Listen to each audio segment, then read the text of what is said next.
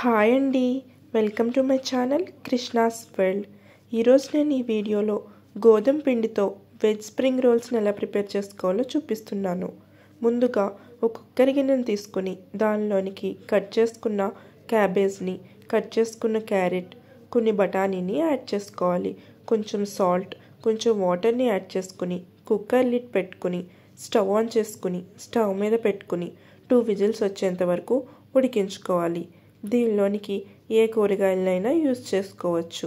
పక్కన పెట్టుకుని ఒక మిక్సింగ్ బౌల్ తీసుకుని దానిలోనికి 1 కప్పు గోధుమ పిండి, చిటికెడు సాల్ట్, 1/2 స్పూన్ ఆయిల్ని వేసుకుని బాగా మిక్స్ చేసుకోవాలి.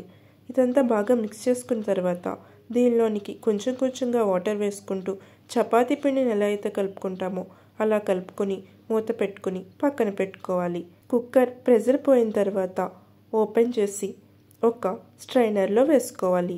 ఇలా ముక్కలన్నిటిని స్ట్రైనర్లో వేసుకుని పక్కన పెట్టుకోవాలి. స్టవ్ ఆన్ చేసుకుని ఒక ప్యాన్ పెట్టుకుని 1 స్పూన్ ఆయిల్ వేసుకోవాలి. ఆయిల్ వేడైన తర్వాత కొంచెం ఆవాలు, కొంచెం జీలకర్ర వేసుకుని ఫ్రై చేసుకోవాలి. వీటిలోనికి కట్ చేసుకున్న ఉల్లిపాయ ముక్కలను కూడా వేసుకుని కొంచెంగా ఫ్రై అయిన తర్వాత 1/2 స్పూన్ అల్లం వెల్లుల్లి పేస్ట్ని కూడా యాడ్ చేసుకుని ఫ్రై చేసుకోవాలి. తరువాత దీనిలోనికి ముందుగా బాయిల్ చేసి పెట్టుకున్న వెజిటేబుల్స్ని యాడ్ చేసుకోవాలి. బాగా మిక్స్ చేసుకుని మూత పెట్టుకుని బాగా మగ్గనివ్వాలి.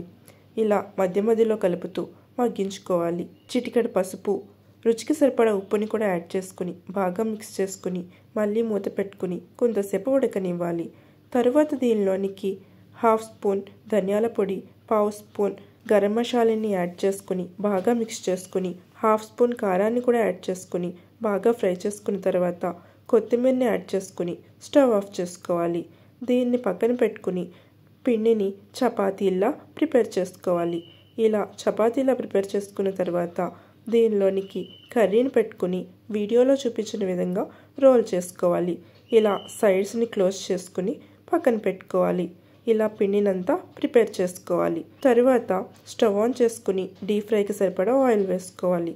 ఆయిల్ బాగా వేడైన తర్వాత ప్రిపేర్ చేసుకున్న వాటిని దానిలో వేసుకుని 2 సైడ్స్ బాగా ఫ్రై అవనివ్వాలి. ఇవి గోల్డెన్ కలర్ వచ్చిన తర్వాత ఒక ప్లేట్లోకి తీసుకోవాలి. ఇదే విధంగా మిగిలిన వాటిని అన్నిటినీ కూడా ఫ్రై చేసుకుని ఒక ప్లేట్లోకి తీసుకోవాలి. తరువాత వీటిని చిన్న చిన్న ముక్కలుగా కట్ చేసుకోవాలి. సైడ్స్ని తీసేసి మిగిలిన దాన్ని చిన్న చిన్న ముక్కలుగా కట్ చేసుకుంటే ఎంతో టేస్టీగా ఉండే గోధుమ పిండితో స్ప్రింగ్ రోల్స్ రెడీ. మీరు కూడా ఒకసారి ట్రై చేసి ఎలా ఉందో కామెంట్ చేయండి. మరిన్ని రెసిపీస్ కోసం నా ఛానల్ని సబ్స్క్రైబ్ చేసుకోండి. Thank you for watching.